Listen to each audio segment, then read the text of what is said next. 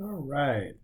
Hello, everyone. And this is the PowerPoint that is going to cover the last formal writing assignment for this class, and that is the research essay.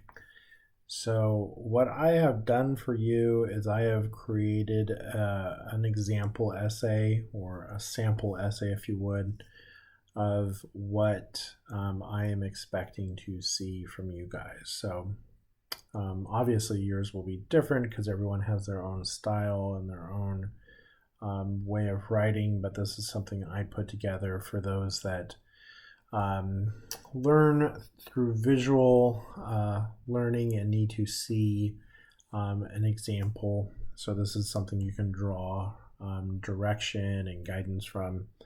But what I've done with this essay is I've developed a PowerPoint that goes through the prompt that I gave you guys, and it answers how this essay meets the criteria of the prompt. So that's what we're going to be looking at today. So if you've already watched the research essay prompt and rubric video, then you'll have seen that I went through these points, but I will just briefly do it again. So the first point is it's asking that your paper contains the elements of a research essay discussed in class. I actually went over this in depth when I talked about developing a research question, because I talked about the two different kinds of research essays that there are. But I will be taking some time in this PowerPoint to review some of those points. Second thing, does your essay pose a clear research question that is treated objectively throughout the paper and is directly related to the topic of colony collapse disorder? So this is something that we should have nailed down because we developed that research question early on in the semester, and I gave you my feedback and I graded you on the question that everyone resubmitted. So I'm expecting to see that question in our final paper. So that is the question that is going to guide your entire essay. Third, it uses sources from your annotated bibliography, and it includes at least 4 academic sources. Okay, so it doesn't have to include all of the sources from your annotated bibliography. It would be nice if it had some of them because you already went through and did all that work. But really what I'm looking for is that you have at least 4 academic sources utilized in your paper. So you can have as many credible sources as you want, but there must be at least 4 academic sources. We talked about visuals early in the essay or early in the semester, and I mentioned that your final paper I would require some visuals, and this is where it comes in. So please utilize 1 to 2 images. So this could be a picture, it could be a schematic or some sort of flow chart, or a graph, a pie chart, a table, anything that can give us information or help explain your findings is what you want to put in there for your image. And don't forget to format it properly. Again, look at the video that we discussed earlier in the semester if you have questions about that, because it'll explain it all to you. It was submitted for I shouldn't say peer review, really just review and feedback. So there is no longer a peer review. I review and give you guys feedback, and then I expect you to revise it accordingly to the feedback that I left you. So I'm going to be looking for that. How well did you do that? 6 to 7 pages in length. This does not include the works cited page. So the works cited page doesn't count towards the count of all your your work. Just the actual body of your essay counts towards the page count. Now, I do want to go over something. So let's suppose I'm going to use this little drawing here. Let's suppose this is a page, right? And you have writing to about here. And let's say this is page 6. Okay? And then let's draw over here page 5. So we'll put a 5 there, and you have writing all the way down to here. Okay? So let me ask you, is this 6 pages of writing? No. This plus this equals, I would say, 5.5 pages. So, to be a page, you need to get all the way down to the bottom of the page. Simply getting on the page doesn't mean you have X amount of pages. And in fact, to be safe, I would suggest that you go to page 7 and get a line or two on there. And that would guarantee that you have written at least 6 pages. Because what's going to happen is on page 8, this is going to be your work's cited page. Okay? So if you want to get to page 6 and meet this requirement, you need to at least get to the very, very bottom of page 6. But preferably, I'd like to see 1 or 2 lines on page 7. Okay, so that means that you've met the minimum requirement for this prompt if you do that. Okay, just wanted to clear that up because some people have some funny ideas about what a full page is. All right, next we want to make sure that it is in MLA format. Now, mostly the hard part of this is right here, the works cited page, right? Making sure that those sources are correctly formatted and that the first line is left aligned and then every other line after that is indented for each source. That's kind of the hard part. That's what takes most of our time. Now, if you took the time to make sure that this was perfect in your annotated bibliography and you use sources from your annotated bibliography, then this work is already done for you, and this should take you just a minute or two to copy and paste and throw into your final essay. If you didn't do that, or if you're using other sources, this part's going to take you a little bit longer. So, but we're also talking about 1-inch margins, making sure that you have a header and a page number. Making sure that you have a proper academic title, making sure that each paragraph is indented, making sure that everything's double spaced, making sure that you're in Times New Roman size 12, all of those things. Again, not hard, but if you don't take the time to do it, you could lose some significant points on that. And then finally, make sure that it was edited with an eye for grammar and syntax. So I think I mentioned in the prompt and rubric video, what I'm looking for is let's make sure that our subjects and verbs agree. Let's make sure that we don't have run-on sentences. Let's make sure that we don't have sentence fragments. Just those simple things that slow down the reading or make it look unpolished. So take the time. This is the big paper. Let's make sure that we treat it with the respect that it is, that we're in a college writing course and we should have this as polished and ready to go as if we're trying to get it printed in a magazine. Okay. So now let's go ahead and talk about some of the criteria. Let's get into that. So a lot of this stuff can be easily assessed. So if you've read the research essay example I put up, does it utilize 1 to 2 images that are properly formatted? Yes. In fact, I used 3 images. It was submitted for review. Well, obviously, if I was submitting it as a student, it would have been.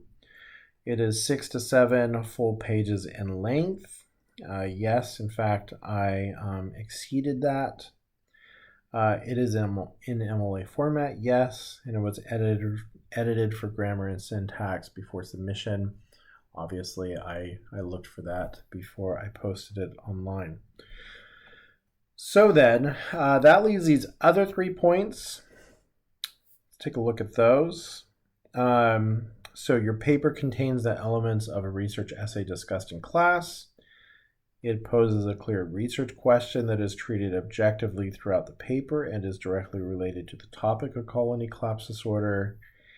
And it uses sources from your annotated bibliography and includes at least 4 academic sources.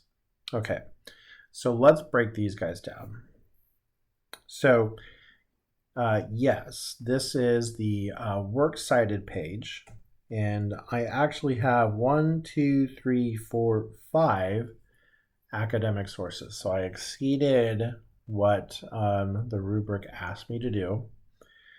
And then I have a couple of credible sources.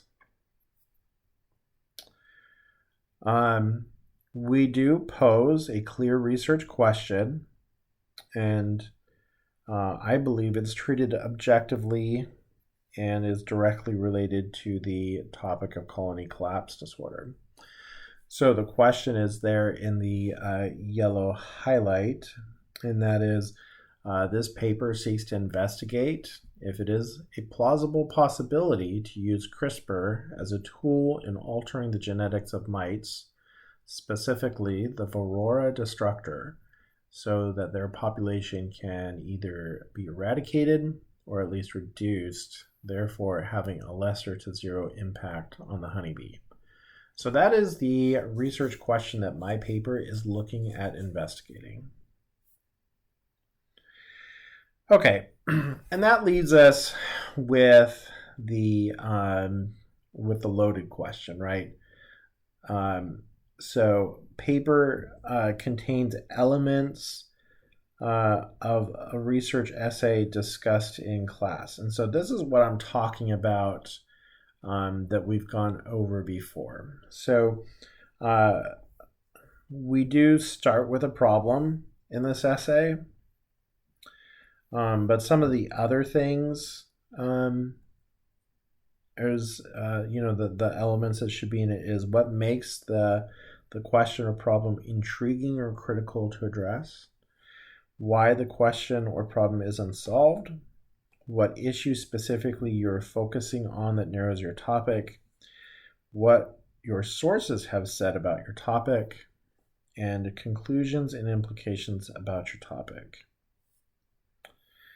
So, what makes the question or problem intriguing or critical to address? Now, at this point in this PowerPoint, it would be helpful if you have already read or are going to read along on the example essay, because I break it down by paragraph. So I believe that this first point here is answered in paragraphs 1, 2, 3 through 5, and 9. So the introduction localizes the issue with a beekeeper, Donner Hales, in Burns, Oregon. The research question is posed that emphasizes the importance of understanding the problem. So I believe that it adds some sort of urgency to the situation at hand. There is discussion about what is known of the life cycle of the mite and how it affects the bees of a particular colony. And then in the conclusion, I relocalize that issue. So I bring it back home to where I began, and that is a particular method called bookending. You might see this in news stories. So let's suppose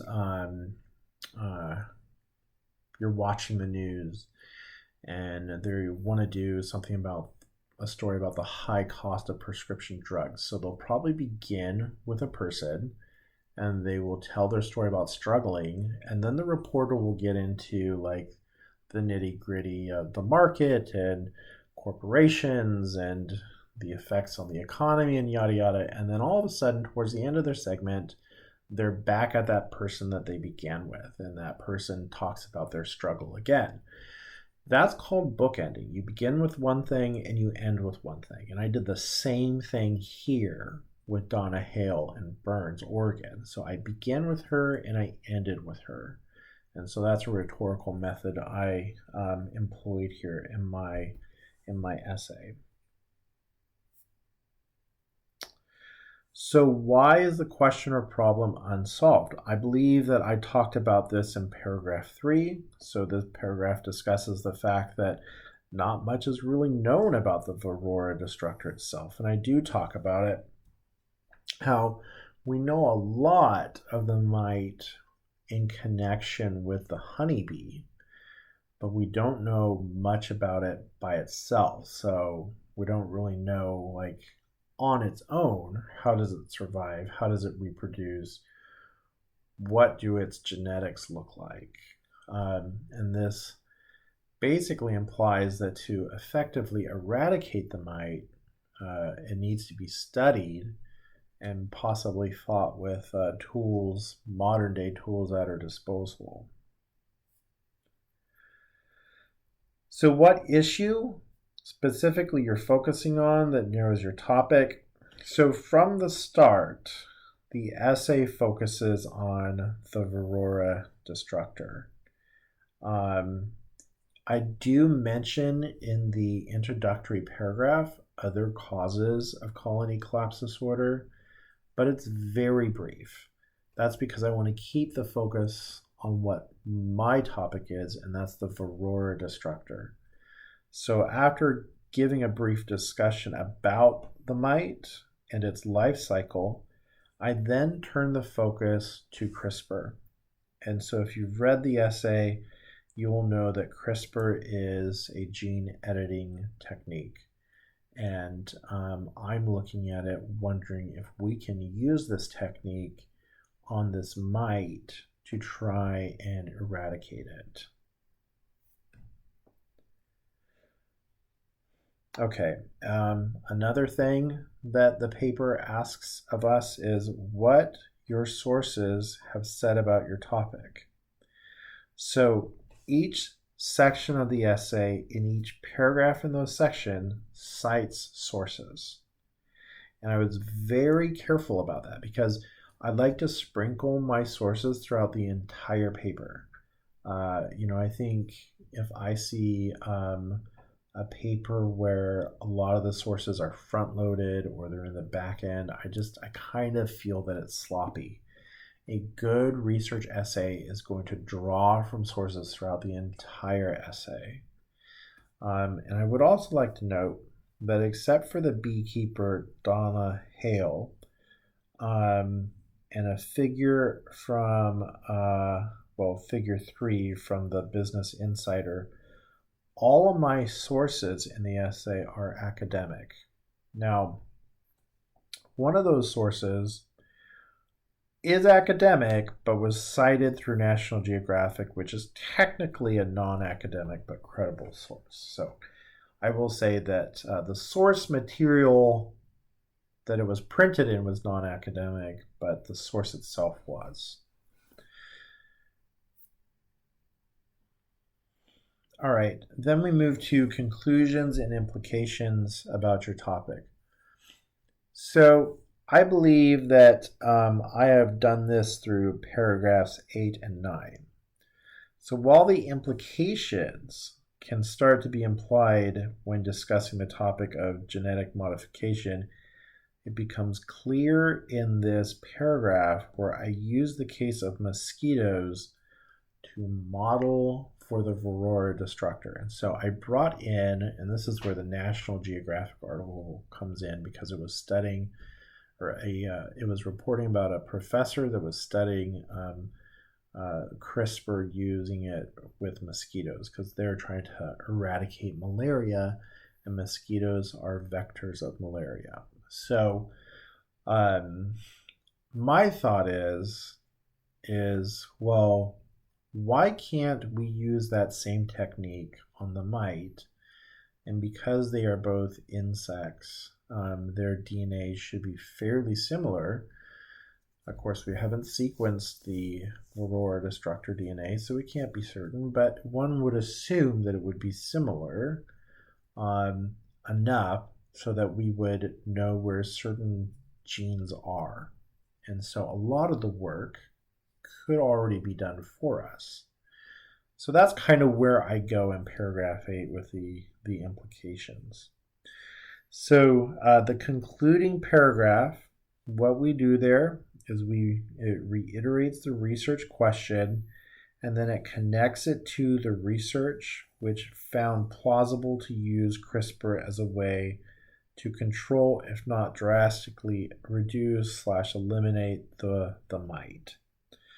So it concludes that research question is a possibility and worth a trial research project. So, if you know any biology majors out there that are looking for a thesis project, I think this would be a great one. But I'm an English major. They don't care about what I think. So, there we are. Okay, so that is the conclusion of this PowerPoint. So I just wanted to take the time to go through the PowerPoint here and talk about the points that we did discuss in class, and to help you see the connection in the example paper. And so this is something that I would like to see in all of your papers as well. I want to see this thoughtfully discussed throughout your paper. So these are some things that you can draw from and include in your own paper. Okay, so that concludes this PowerPoint. If you have any questions, please give me a holler. Make sure to go through the rest of the material in this week's folder.